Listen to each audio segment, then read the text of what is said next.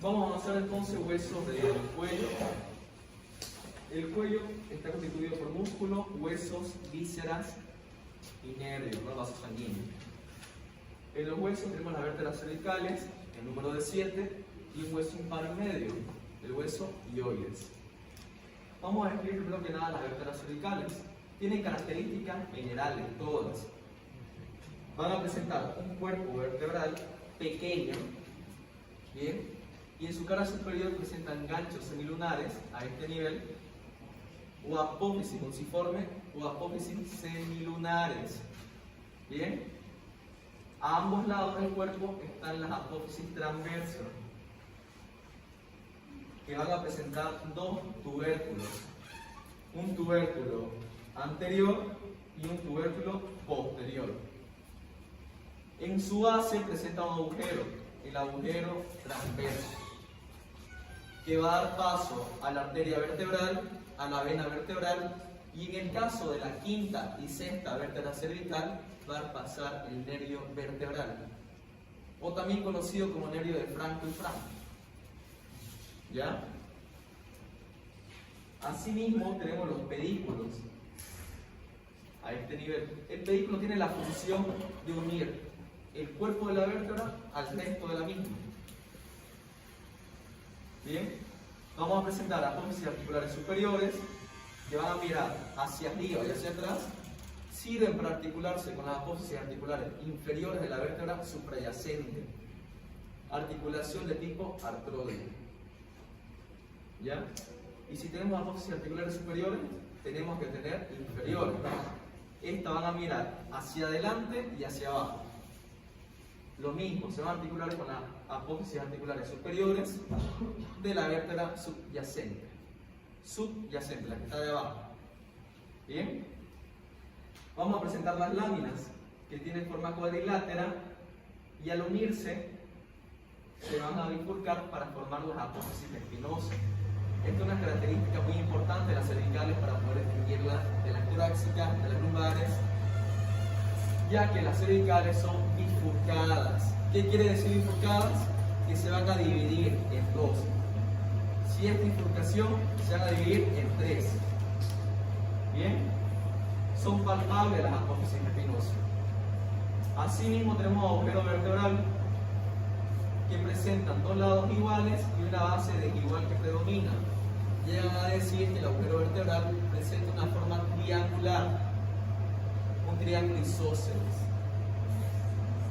Da paso a la médula espinal, a la arteria vertebral, médula espinal y sus meninges. De exterior a interior, dura madre, aracnoides y pia madre. ¿Por quién está inervada la dura madre? Por el nervio trigémino, a través de sus ramas, ¿no? Eso en relación a las características generales de las cervicales. Pero existen algunas que tienen características propias, como ser la primera vértebra cervical, el atlas, que no presenta cuerpo, va a presentar masas cervicales, ¿no? O masas vertebrales, que en su cara superior presenta la cavidad de glinideas o cara articular superior en forma de la suela de un zapato, que sirve para articularse con el cóndilo occipital. ¿Recuerdan el cóndilo occipital? Sí. Una articulación de tipo bicondilia. Va a presentar un arco anterior, y en su cara anterior de este arco presenta una eminencia, el tubérculo anterior del atlas, donde se va a insertar un músculo largo, pueden leerlo, músculo largo del cuello. En su cara posterior presenta una carilla articular para la apófisis odontoides del axis, o diente del axis. Articulación atlanto-odontoidea, de tipo trocoide. Bien. En la cara medial va a presentar a este nivel una carilla para insertar al ligamento transverso, que me va a dividir el agujero vertebral en dos porciones, una cuadrilátera o anterior, que aloja el diente del axis, y una posterior o triangular que va a dar paso a la médula espinal y su músculo. Bien. Si tenemos un arco anterior, por consiguiente debemos tener un arco posterior, ¿no? El arco posterior siempre se llega a preguntar, ¿cuál es el arco que predomina en longitud? Ustedes van a responder el arco posterior. De igual manera, presenta una prominencia que hace el tubérculo posterior donde se inserta un músculo. El músculo recto posterior menor de la cabeza. ¿Dónde más se insertaba? En el occipital. En la línea nucal inferior, ¿no? ¿Se acuerdan? Las apófisis transversas del atlas no presentan dos tubérculos, son monotuberculares. Es decir, solamente presenta uno. ¿Y para qué sirven estas apófisis transversas? Van a insertar a la mayoría de los músculos flexores y rotadores del cuello y de la cabeza. Bien, asimismo, a nivel del arco posterior presenta un surco, el surco de la arteria vertebral. ¿Ya? Y de ahí asciende. La unión de ambas arterias vertebrales va a formar la arteria del tronco basilar. Y el tronco basilar me da la arteria cerebral posterior. ¿Me dejo entender? Asimismo tenemos la segunda vértebra cervical, conocida como axis. El axis va a presentar un cuerpo, pero en su cara superior tenemos una prominencia, la famosa apófisis odontoides o diente del axis. ¿Para qué sirve esta apófisis? Para articularse con el atlas, específicamente con la cara posterior del arco anterior del atlas. ¿Qué tipo de articulación era? Trocoide o en pibito. Bien. Asimismo, esta apófisis odontoide va a estar en relación con la médula oblongada. Recuerdan que les comenté que cuando nos ahorcan, la apófisis odontoide va a estar presionando la médula oblongada, donde se encuentran los centros respiratorio, vasomotor, específicamente el respiratorio. Cuando nos están ahorcando, sentimos que nos estamos ahogando, ¿cierto? No podemos respirar. Es porque la apófisis odontoides está presionando o ejerciendo una fuerza sobre la médula oblongada. ¿Bien? Las demás características ya las vimos en las vértebras cervicales, características generales. ¿Bien? Pero en este caso, el agujero vertebral tiene una forma desigual, ¿no? Tiene la forma de un corazón de naipe francés. Que da paso, misma estructura, médula espinal y sus meningos. Dura madre, aracnoides y pia madre. Si yo les pregunto, ¿la pia madre es la capa más externa o más profunda? Profunda, ¿no? Bien. De ahí tenemos la sexta vértebra cervical, la vértebra carotídea. ¿Por qué carotídea? Tenemos la apófisis transversa, ¿no? Dijimos que tenía un tubérculo anterior y un tubérculo posterior. Si se dan cuenta, el tubérculo posterior está más pequeño que el anterior, ¿no? Sí, ¿no?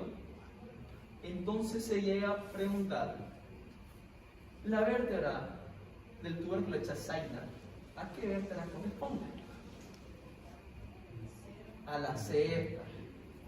El tubérculo anterior es más desarrollado, el tubérculo carotídeo. ¿Por qué carotídeo? Porque está en relación con las carótidas. Punto de palpación de las carótidas a este nivel. Bien, punto de palpación. ¿Ya? ¿Por qué? Porque está más voluminoso. Esa es la característica de la sexta vértebra cervical. ¿Cómo se llama este tubérculo? Carotídeo o de Chassaina. Siempre se pregunta de Chassaina. ¿Ya? Luego tenemos la séptima vértebra cervical. Todas las vértebras van a presentar apófisis espinosa, que están en la región dorsal. Pero en las cervicales hay una que predomina, ¿ya? Que es la última, la séptima. Es más larga, ¿no? A esta se le llega a decir vértebra prominente. ¿Ya? Entonces, si yo le pregunto, la vértebra prominente representa ¿qué vértebra? La séptima. ¿Por qué? Porque su apófisis espinosa. Exactamente, el nombre lo dice, ¿no? Igual en los músculos. Muchos creo que se confundieron en inserción, ¿no? Inserción es donde está terminando el músculo. Y donde termina es la acción. ¿Dónde termina el músculo elevador del labio superior? En el labio superior. ¿Su función? Elevar el labio superior. Músculo es fácil, aunque parezca complejo. El mismo nombre te dice inserción y función. ¿Ya? Vamos a pasar al hueso yoides. Todos los huesos se llegan a relacionar con figuras geométricas, ¿no? Pero este hueso, ¿a qué se parece? ¿Una herradura? A una herradura, a una U volcada, ¿no? Pero ¿a qué más? A otro hueso, si se dan cuenta. A la mandíbula. Se le llega a decir la mandíbula pequeña. ¿Bien? Es idéntica, ¿cierto? Este hueso es impar y medio. Es el único hueso que no se articula con nadie. Sin embargo, en este hueso se insertan muchos músculos. Los suprayoideos, los infrayoideos, músculos de la lengua. ¿Se acuerdan? Bien, para su estudio va a presentar un cuerpo y dos apófisis, el asta menor y el asta mayor. A nivel del cuerpo se va a dividir, bueno, la cara anterior, por dos crestas, una transversal. Si tenemos una transversal, tenemos que tener una vertical. Bien. Y la unión de estas dos crestas, paratextil y la trayectoria, vamos a presentar el tubérculo del yoides.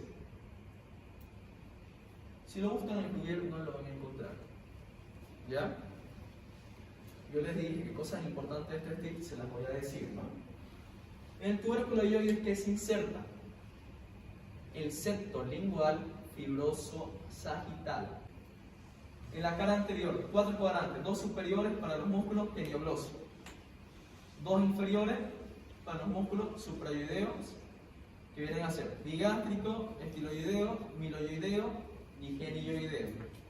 También el músculo hiogloso. ¿Queda claro? Va a presentar una cara posterior que es cóncava, un borde superior donde se va a insertar una membrana. La membrana hioglosa. Bien, este es el borde superior. A este nivel se inserta la membrana hioglosa. Y en el borde inferior se va a insertar la membrana tiroidea. Si yo les pregunto, ¿de dónde a dónde se tiene la membrana tiroidea? Del cartílago tiroides al hueso yoides. Bien.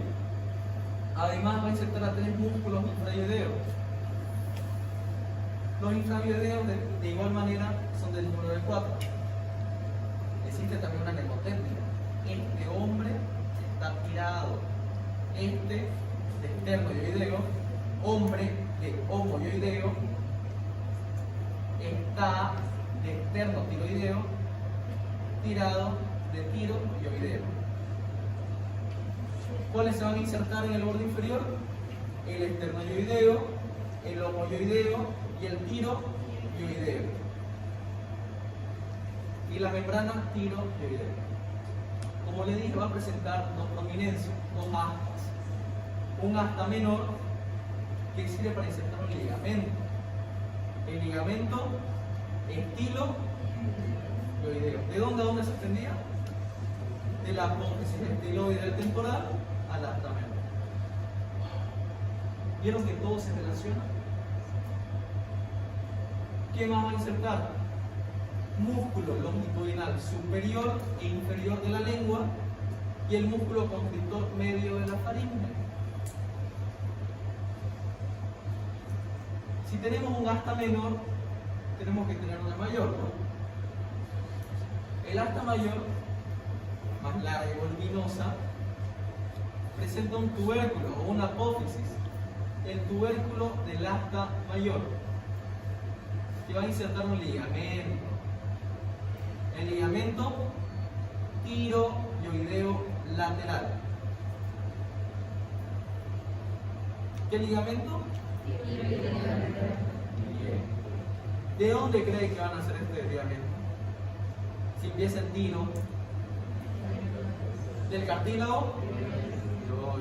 Ya cuando entremos al laringe en la siguiente clase, lo vamos a volver a ver. ¿Qué quiere decir esto? Que si ustedes se lo aprenden ahorita, ya lo saben para la siguiente clase. Lo mismo que los ligamentos de la apófisis estiloide, ya lo mencionamos, ¿no? ¿Cierto? Eso en relación a osteología del cuello. Este hueso, nuevamente, está a nivel de la cuarta vértebra cervical. ¿Ya? A ese nivel. Hueso yoides a nivel de C4, por si acaso. Si yo les pregunto, a nivel de la C4 hay un hueso. ¿Qué hueso es? El yoides. Y si le pongo mandíbula pequeña, también. ¿Ya? Pero le voy a poner yoides.